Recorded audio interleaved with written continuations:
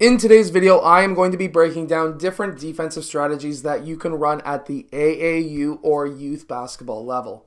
Let's get down. Let's check these out really quickly. If you're looking for an unbeatable basketball strategy, make sure to go check out the Unbeatable Basketball Defense book down in the description below, because you'll be able to trap the corners, double the low post, and not leave any single player open. Let's get down and let's check these out.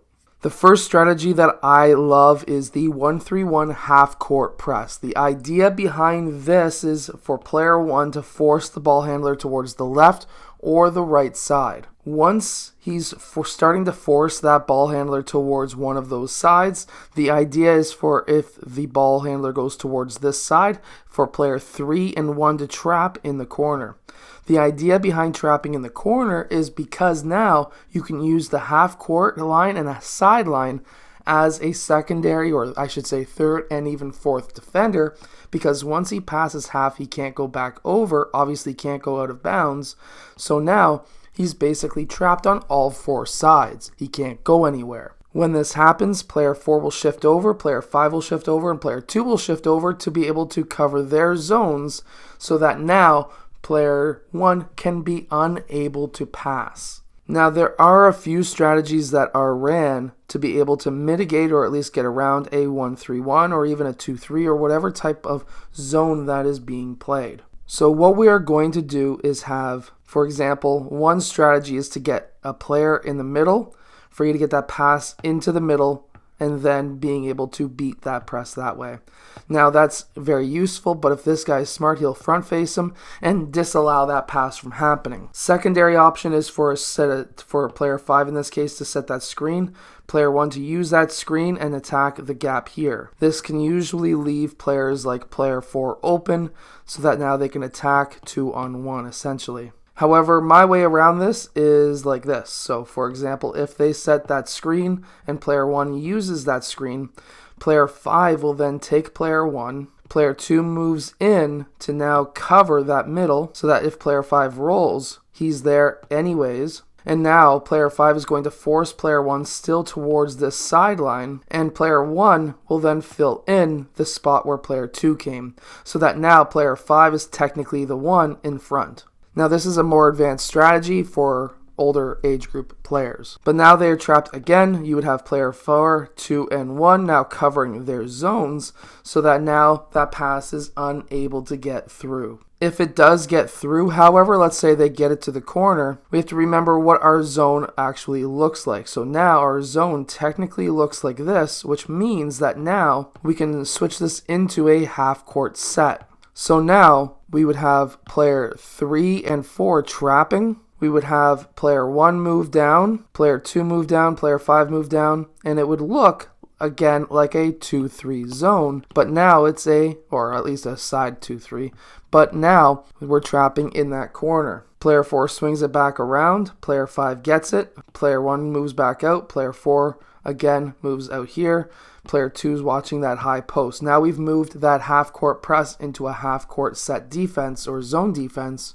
and now we're continuing that same zone just back farther, so that now we're trapping the corners, and if possible, if we can continue to push these players back, then we can continue that trap again in that corner. We just have to really watch out. Player 4 has to be really quick to be able to watch out and, of course, pick off those passes.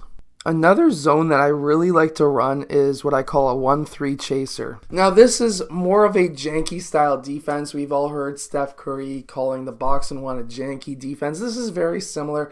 There's 2 different ways that you can actually run it. So, the 3 guys in the bottom, same idea as a 2-3 zone. Player 2, however, covers this whole entire top. This would be obviously used against a team that doesn't have really good shooters, and player 1 would be the chaser. So, for example, if the other team comes down and they set up in, for example, a 5-out offense, player 1 is going to be covering player 1 blue, player 2 is going to be on the free throw line. Because it's a zone, if they call a zone offense, most zone offenses will have a guy in the middle, so he's going to be front facing a guy in the middle if there's a guy in the middle. If he passes out to player 4, player 2 takes that man, player 3 will move up slightly, and player 1 is going to follow that ball. Now it's a double team over here. If the ball gets passed to the corner, Player 1 still continues to go, and now it's going to be a trap on that side. Basically, we want to double the ball or trap the ball wherever it goes. So if they get that ball into the high post, player 5 can shadow it for now, but player 1 is going to be then chasing that ball, and he'll be the one in the high post. Player 2 would also have the option to get down there as well and start digging and trying to rip that ball from the player's hands. And the reason why I say that is if a player brings the ball down to their waist, I tell every single one of my teams to go and get that ball. Because a referee, if the ball comes down to your waist, generally doesn't call a foul, because most referees will classify the hand as part of the ball, and if you're hacking away at the hand, they don't care. So as long as you don't get the other player's arms, you are generally all set and you can rip away all you want at that ball. If he kicks it out to the wing, player 3 can then shadow until, of course, player 1 then goes and doubles that ball. If he passes down here, then of course again another trap. We would then have player 2 move over, player 4 move over. This is a great half court set. However, something that I ran just the other day that got us a 30-point win was this. And of course I do use my Unbeatable Basketball Zone Defense book that's down in the description, but I will really like this defense too, and I kind of mix this in with most of my teams for about 10 to 15% of a game. But how we ran this now is as a half court press, where now when we were up by 25, 26, 27 points, we would have player 1 pressure the ball at half, and then as soon as he decided to take one side or the other, we would then bring in the secondary defender right away. We would raise this middle or back line up a bit higher so that now it's cutting off these wing passes, so that now the only option this player has is to go to the corner and get trapped. And this was actually very successful in doing so as well.